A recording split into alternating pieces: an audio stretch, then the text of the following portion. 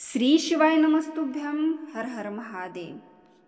ज्यांना देवाचा देव देखील का म्हणतात, जो माझा उपासक आहे, तुम्ही हा कधी प्रश्न विचारला आहे का की फक्त शिवशंभूलाच महादेव का म्हणतात, इतर कोणत्याही देवाला का म्हटले जात नाही? कारण देवादिदेव महादेवाचा, शिवशंभूचा असा एक विशेष गुण आहे की ज्याला गरज असेल तर निस्वार्थपणे, म्हणजेच आपल्या भोळ्या भक्ताची जी गरज असेल तर निस्वार्थपणे आपल्या भक्ताची सेवा करणे, आपल्या पृथ्वीवरती, जगावरती जे काही संकट आहे त्याचं रक्षण करणं, जगाचे रक्षण करण्याची गरज भासते, विनाशाची परिस्थिती निर्माण होते, तेव्हा भोलेनाथ शिवशंभू आपल्या जीवाची, आपल्या मनाची पर्वा न करता जे काही म्हणजे जे काही त्यांच्या शरीराचे संकट आहे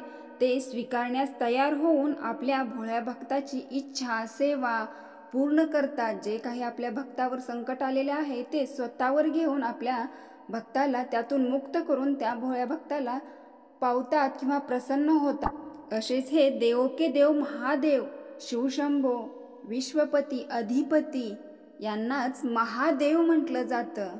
बघा, देवादिदेव महादेवाला का महादेव म्हटलं जातं हे आत्ता मी तुम्हाला सांगितलं। म्हणून आपण देवादिदेव महादेवावर श्रद्धेने आणि विश्वास ठेवून मनोभावे उपाय करायचे आहेत, तर तो भोळा भंडारी आपल्या सर्व इच्छा पूर्ण करणारा आहे।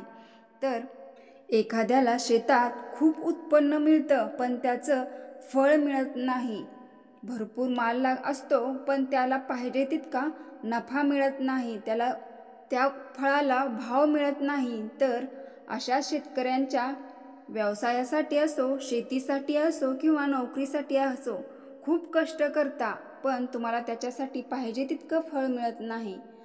शिवपुराण कथेनुसार पंडित महाराजांनी खूप छान असे सांगितले आहे की जी तुमच्या मनातली इच्छा आहे, जे काही संकट आहे, तुमची जी काही कष्ट केलेली फळं आहेत तर ते मिळण्यासाठी तुम्हाला हा उपाय शिवरात्री दिवशी केलं चालतं, नसेल केव्हाही सोमवारच्या दिवशी केलं तरी चालेल हा उपाय। तर हा उपाय तुम्हाला आवर्जून करावयाचा आहे, तर तुमची जी काही इच्छा, मनोकामना आहे तर ती नक्की पूर्ण होईल।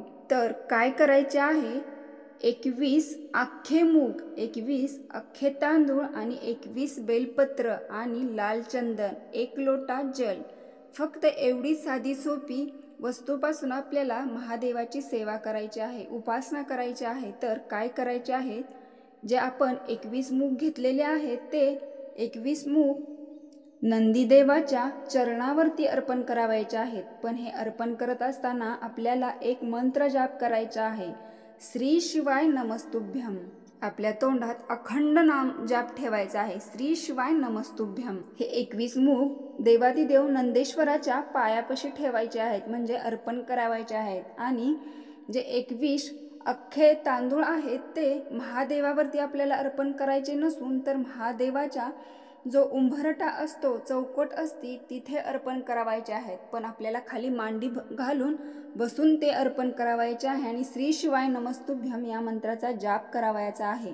नंतर जे आपण 21 बेलाचे पाने घेतलेले आहेत तर त्या प्रत्येक पानाला लाल चंदन लावायचे आहे आणि ते महादेवाच्या पिंडीवरती जी अशोक सुंदरी असते, म्हणजे देवादिदेव महादेवाची मुलगी अशोक सुंदरी, तिथे एक पान स्पर्श करून श्री शिवाय नमस्तुभ्यम या मंत्राचा जाप करत ते 31 पाने तिथे अर्पण करून नंतर देवादिदेव महादेवाला अर्पण करावायचे आहेत। तर मग बघा, हा उपाय तुम्हाला मनोभावे आणि श्रद्धेने करावयाचा आहे।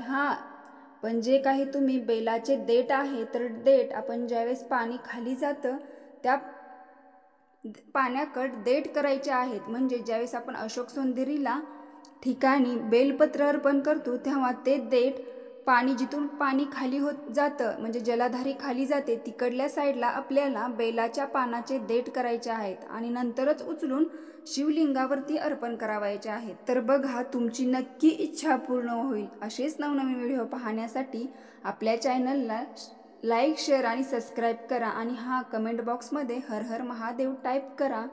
खूप जण व्हिडिओ बघतात पण सबस्क्राईब करत नाहीत. प्लीज सबस्क्राईब करा. श्री शिवाय नमस्तुभ्यम.